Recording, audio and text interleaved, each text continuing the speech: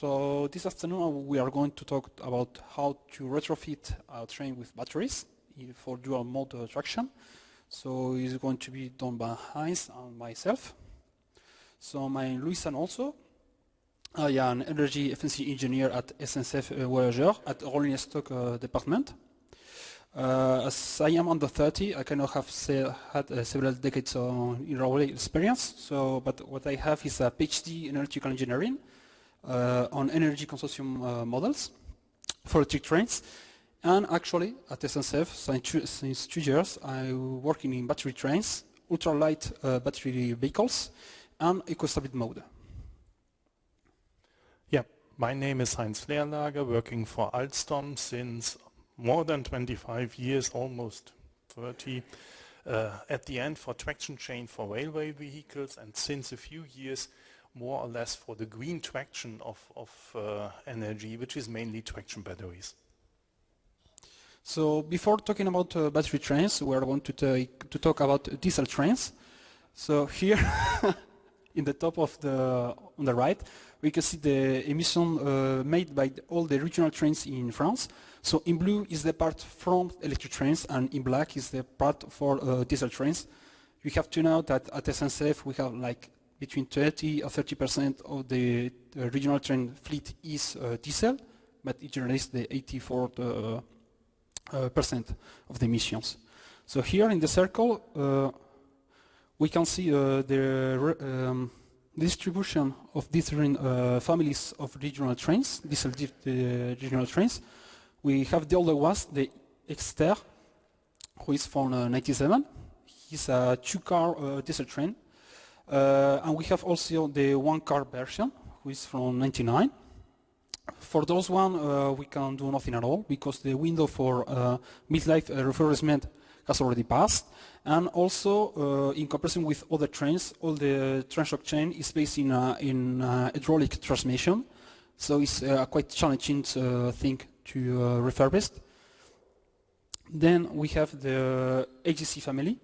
So here with diesel components, we can find XGC who is full diesel, with the 22% of our fleet, and we have BGC with dual mode trains, so actually they can run on the catenary or with their own motors, who is the 30% of our fleet. Those ones, they will be the ones that we are targeting to modify because they are in its mid-life refurbishment window. And then at the last, we have the Rajoli, who is the 26% of our fleet. They are also dual mode trains, and as they estimate a guarantee, we don't want to touch it, for instance. We will let it for later on. So if we make a scope or on AGC fleet, we have a total of 700 trains. So for the first 200, they are fully electric, so there is nothing to do on them. For the 163 that are fully diesel, we can do nothing at all without changing the traction chain. But we have things to use fully biodiesel diesel. So it's not a perfect solution, but at least we are going to reduce the emitted CO2. And finally, we have nearly 300 or more than 300 dual mode AGCs, and those they are the one who are going to be targeted to retrofit with batteries. We are going to erase the diesel motors, and we're going to put batteries in their place. So regarding the planning, we are here in 2023. For this instance, we are going to make 5 demonstrators with an autonomy of 80 kilometers. We are going to test. We are going to test them for a few years, and then all the feedback we're going to have from the terrain, we're going to decide if we would go or don't go for the fully refurbishment of the rest of the trains. So if that is the case, we will be at the end of 2025 with all the modified trains that are possible. And the whole operation of modifying the AGCs it will be more further on than 2030. And we expect to have the first retrofit for batteries around 2035. And for 2040, we'll start retiring the first AGCs that have been modified. Now, I give the floor to Hans. Yeah, thank you. So, this cable up? Okay. How to do that? I do not want to go into detail of all of that. Just to take over what Louis already mentioned, the AGC fleet is somehow a little bit perfectly driven for a replacement because it have been so-called bi-mode trains. They have been fully electrified trains with a diesel genset, and the diesel genset has been placed here, and we simply remove all diesel stuff and exchange it with batteries and needed power electronics. And by that we are able to do this even weight neutral, which has a huge advantage for the later homologation because no new weight calculations and all this kind of stuff. How is this done in a little bit more detail? Technical stuff, we have something like 2 times 420 kilowatt hours on the train, 840 in total. They are even configured in 2 times 210. This is because of redundancy. So if we lose one battery or one battery stroke, we can still operate the train and we do not get stuck in the middle of nowhere. As the equipment, the diesel equipment has been integrated into the train underframe and on the roof, diesel genset underframe, gas exhaust and that kind of stuff on the roof. We need to do the same for our battery equipment. So we have the batteries underframe and we have the cooling units. We even need cooling units for batteries, not only for HVAC. On the roof together with the power electronics. The power electronics or the products in detail, we are for sure based on our standard platform. So what you see is the dedicated solution for AGC, but there are other trains already in operation from Alstom and for sure from our competition dealing with hydrogen and battery trains. And we try for sure to reuse the things on other topics. I do not want to bother you too much with whatever number of kilowatts. At the end, the battery system has the same power, offers the same tractive effort at the end to the train compared to the diesel genset, which ends up in something like peak power 800 kilowatt for acceleration or something like that. We are using batteries from, at the end, the industry.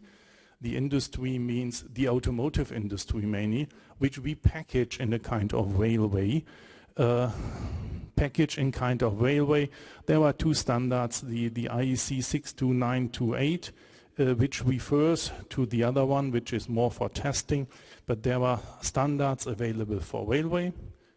Industrial available cells, which are then configured for railway application.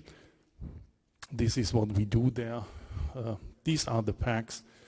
It's a nice picture of something like 500 kilograms or whatever. And as already very briefly said, we even need to cool the batteries, and as the operating temperature of the batteries is below ambient temperature, it's an HVAC system at the end, which we use to cool down the batteries with very similar thematic as has been presented prior with the refrigerant. Thank you. Back to you. You need that. So what we expect as operators for this train? Well, the first one, I have not even put it in the slide because it's so obvious. We are going to hugely reduce the CO2 emissions. But we also hope to also save up to 20% of energy. That is due to, as we are going to have onboard batteries, we are going to be able to recover all the raking energy. Because up to now, when we were on the catenary, especially when we were under DC category, as substations are not reversible. We were not able to valorize this energy. It was just burnt in the train, and now we are going to be able to put it in the batteries. We hope also to have a nice reduction, but as we have said, we are going to have a specific cooling system for the batteries, so we will see what will be the result. We also we also expect a less maintenance cost. We will not have to make any oil change for the engines, and we will have less vibration on the train, less moving parts. So we are going to have a huge maintenance saving. And finally, we will have an improving redundancy of our traction chain, because as before we have in one power pack, we have two power packs in a train, and each power pack have one diesel engine, one electric generator, and one power electronics converter. Now we are going to change that power unit for two batteries with two power converters. So we are going to double the redundancy of our train. And another subject is, okay, this is the best that we can do, for instance, as battery trains, but how is it going to interact with our typical operation? So we have made a few choose to test our train, where we have a few lines. We have, for example, Marseille, Aix-en-Provence, where the first 6 kilometers are electrified and the rest of the line is not electrified. Maybe we could have some recharge point on the end of the line. We have also Lyon-Perrache to Bourg-en-Bresse, where the first 10 kilometers are electrified and then the rest are not electrified. But we can have another cases like Vauban-Creil, where there is no electrification at all on the line, but we are going to have two recharge points at the end and in the beginning of the line. And then we have also Nîmes, Le Croix-du-Roi, or Bordeaux, Mont-de-Marsan. So if we make a zoom, we want to take the case of Marseille, Aix-en-Provence. So we are going to depart from Marseille. For 9 kilometers we have a catenary, so we can be recharging our batteries and take the traction from the catenary. At Saint-Antoine, we're going to pull down our pantograph, and we will be changing to fully battery mode. We're going to make the 30 kilometers to Aix-en-Provence, and once we are there, we are going to pull up again our pantograph, and we're going to start to continue to recharge our battery.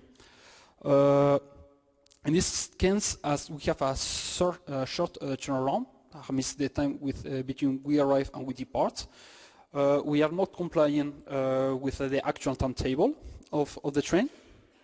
And also the recharge point is in direct current in 1500 volts, so it's a slow charging mode. There are three solutions. The first one is to make less service with the same amount of fleet. The second one is to put more trains for the same operation. And the third one is to modify the line with a partial electrification. The two first ones we don't like too much as SNCF Voyageurs, so we are trying to talk with the infrastructure gestioner to try if we could not, perhaps electrify some portions of the line, DCS ones. And we have also Lyon-Bourg-en-Bresse. We start at Lyon-Perrache, we make 5 kilometers. At Lyon-Pardieu, we pull down our pantograph, even if we have some electrification up to Satonnet. But we do that for the operational point of view, because all is done manually. We have no automatic systems. But for instance, is it working? We have no huge mistakes, for instance, but we did that way. Then we continue for 60 kilometers up to Bourg-en-Bresse. Here we have the chance of having a 25 kilovolt substation in AC, so we can charge our battery quite fast with the 2 megawatts of power. And we can make the turnaround trip with no more problem. So in that case, yes, we are naturally compatible with our exploitation, thanks to the fast charging in Bourg-en-Bresse. So that was all. Thank you for your attention.